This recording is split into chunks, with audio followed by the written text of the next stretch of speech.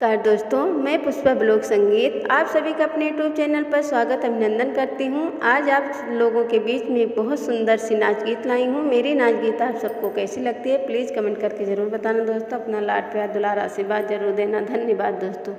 हियर काली बदरिया चला बकाई से, रात छाए आंधियारिया रहा बकाई से, रात छाए आंधियारिया रहा बकाई से।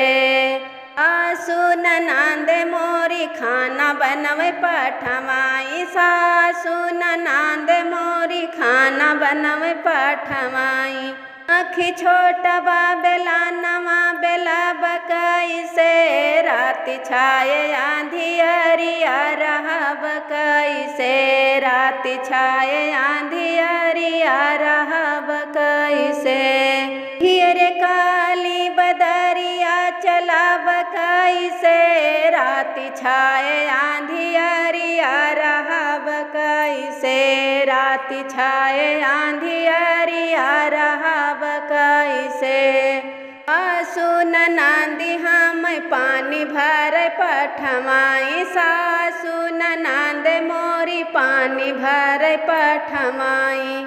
आँखी छोटी बारसरिया भरा बकाई से, रात छाए आंधियारिया रहा बकाई से। आँखी छोटी बारसरिया भरा बकाई से, रात छाए आंधियारिया रहा बकाई से। घेर काली बदरिया चला बकाई से, रतिया छाए आंधियारिया रहा बकाई से। आसू ननंदी हम सोने को पठमाई, सासू ननंदी हम सोने को पठमाई। यव छाए विदेशवा निंदिया आए कई से, रात छाए आंधियारिया रहा बकाई से। पियव छाए विदेश निंदिया आवे कई से, रात छाए आंधियारिया रहा बकाई से।